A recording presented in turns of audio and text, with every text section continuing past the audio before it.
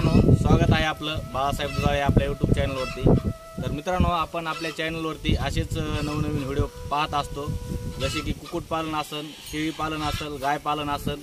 तर आज आपण पाहणार आहोत गावरान कुक्कुटपालनाविषयी माहिती। तर आपल्यासोबत आहेत ही आजी आणि त्यांचं आपल्या हिवरशिंगा गावामध्ये इकडे खंडोबा वस्तीकड त्यांचं शेत आहे आणि इथंच त्यांचं गावरान कुक्कुटपालन आहे। त्याविषयी आपण त्यांच्याकडून सविस्तर माहिती पाहणार आहोत। तर आजी, तुमचं संपूर्ण नाव सांगा। सिंधुबाई अंकुश। तर आजी, आता तुम्ही हे कुक्कुटपालन करताय, तर तुमच्याकडं जी कोंबड्याची संख्या किती आहे सध्या? 40-50।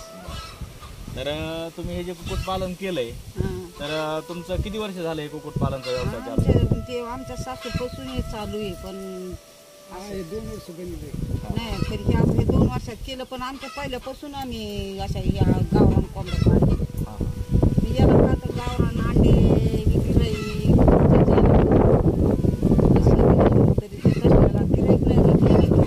गावरानला जास्त मागणी अंड्याला। पण आता तुमच्याकडे तुम्ही वस्तीवर राहतात, तर हे जे गावरान अंडे जे निघतात, तर ह्याची विक्री कशी होती तुमची?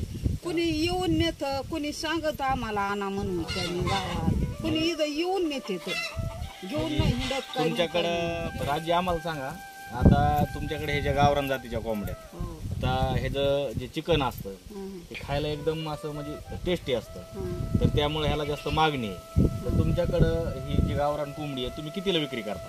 जाते चांगली कोंबडी असली 500-550 पोत जाते। तेवढ्या पोत जाते 500-550। हो।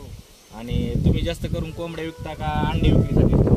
आम्ही कोंबडीचं जरी गिरायक आलं चांगलं तर कोंबडी बी देतो, म्हणजे बारकाल्याची आशा असते ना।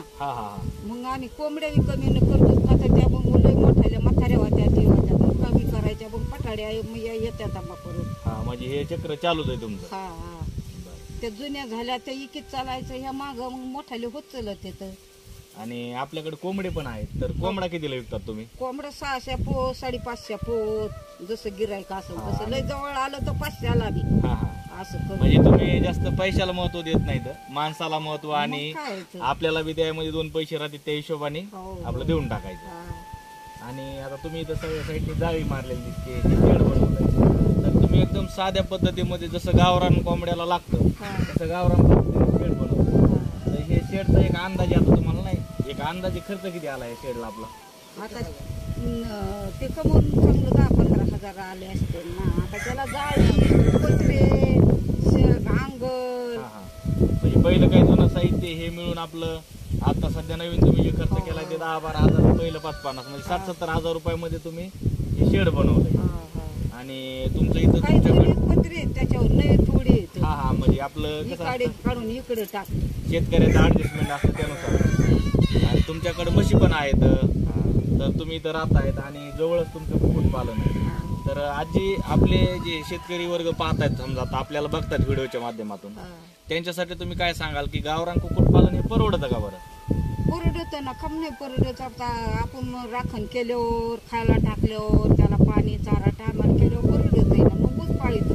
आमच्या सासू बसूनच आहे परवडत आहे, त्यामुळेच तुम्ही हे करतात। मग काय तर आता हे गावरान कोंबड्याला काय तसलं पोल्ट्रीचं खाद्य नसतं, तर तुम्ही ह्यांना खाद्य कसं देतात आणि किती टाइम देतात? आणि सकाळी उठल्या टाकायचं, नंतर लागल्या येड्यावाने करा की टाकायचं, परत आणखीन ते पारा, म्हणजे इळातून 4 बाऱ्या।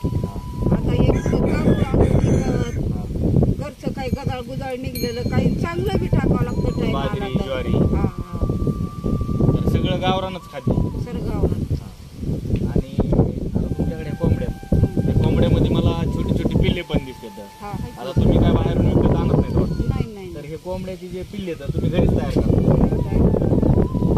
आता हे जे तुम्ही घरी पिल्ले तयार केले, तर एक सांगा की किती अंडे घ्यावं लागतं तर चांगले असे पिल्ले निघते? मोठी कोंबडी असली तर 25-30 बी अंडे ठेवतो। मोठी कोंबडी असली अंडे जाखा जोगी, आणि जर बारीक असली तर 22-23 असे ठेवतो। त्यातले काही 4 खराब होते, 5 होते, 3 होते, असे काही खराब होते, बाकी सरी निघते। म्हणजे सरासरी जास्त खराब होत नाही ना। बरं, आता हे पिल्ल्याला काही लस वगैरे नसते गावरान असल्यामुळे? काही नाही। आणि हे पिल्ले मोठे झाल्याच्या नंतर ह्यांना तुमचं जे संरक्षण आहे, आता साईडनी जाळी लावली, तर ह्यांना काही बाहेरचा धोका काही? आता मग हे आपण राखण करावं लागते ना. हा हा कसं आता येतच ते मांजर आहे, रान मांजर आहेत, मुंगस आहेत, काही बी, पण आपण बी त्याला उलटेली राखण करावंच लागते ना. मोकार टाकून नाही ना जमत. हा सगळं बघून हे करून तुम्ही हे करताय. हा हा तर आजी आता तुम्ही सांगितलं आपल्याकडे 40-50 कोंबड्या सध्या. हा. तर इथून मागं तुमच्याकडे मी पाठीमागे आलो तुमच्याकडे भरपूर कोंबड्या होत्या. तर तुमचं हे कोंबड्याचं जे उत्पन्न आहे हा. आणि तुमचं जे खत वगैरे निघतं हा. हे शेतीला तुमचं पूरक समजा व्यवसाय आहे आपला शेतीला जोडधंदा म्हणून. हो. आणि तुमच्याकडे म्हशी पण आहे. तर ह्या कोंबड्या आता तुमची जे पिल्ले झाले तर तुम्ही अशी पिल्ले विक्री करता. पिल्ले नाही देखील आम्ही हे मोठ्याने करून देखील. म्हणजे पिल्ले लहानाचे मोठे करायचे, हो. ह्याच कोंबड्या सांभाळ करून ह्याचेच अंडे आणि ह्याच कोंबड्या समजा नंतर विक्री करा. जर आलं करायचं ना, कोणी जर आपलं ते कोंबडी प्यायला कोण नेतं, कोणी एक नेतं, कोणी पाळणारे जर आले तर त्याला 500 4-5 जर न्यायचे असला हा, तर जर त्यांना काय देतो. जर पाहिजे असेल. हो हो. तर शेतकरी मित्रांनो हे आजी आहेत त्यांच्याकडे आपल्याला गावरान कोंबड्या म्हणजे विक्री असतात, विक्री करण्यासाठी असतात. जर कुणाला जर लागत असतात या दिलेल्या स्क्रीन नंबरवरती तुम्ही कॉन्टॅक्ट करू शकता. आणि जे शेतकरी आहेत त्यांना जास्त करून गावरान कोंबड्या कुठं भेटत नाही. तर तुम्हाला जर गावरान कोंबड्या पाहिजे असतील किंवा कोंबडी जर पाहिजे असतील तर तुम्ही निश्चिंत या वस्तीवर येऊन या आजीकून तुम्ही कोंबडा आणि कोंबडी खरेदी करू शकता. आणि गावरान अंडी पण कुणाला जर लागत असतील, गावरान अंडी एक आजारासाठी किंवा एक चांगलं खाद्य म्हणून त्याला आपण पाहिलं जातं. तर ते पण आजीकडं गावरान अंडी तुम्हाला डेली भेटतात. तुम्हाला कधी जरी वाटलं आपल्याला अंडी पाहिजे तर आजीकडे तुम्हाला अंडी भेटतात, तुम्ही अंडी पण घेऊ शकता. तर आजीने आता आपल्याला माहिती सांगितली की गावरान कोंबडी त्यांच्याकडं पहिल्यापासून आहे आणि आता पण ते सांभाळतात. त्यांना खाद्य कसं दिलं जातं, काय दिलं जातं, सविस्तर माहिती आपल्याला आजीने दिलेली आहे. तर मित्रांनो चॅनलवर नवीन असाल तर चॅनलला सबस्क्राईब करायला विसरू नका. आणि हा व्हिडिओ आवडल्यास लाईक शेअर नक्कीच करा मित्रांनो. तर चला भेटूया अशाच माहितीपर व्हिडिओमध्ये. तोपर्यंत काळजी घ्या. नमस्कार.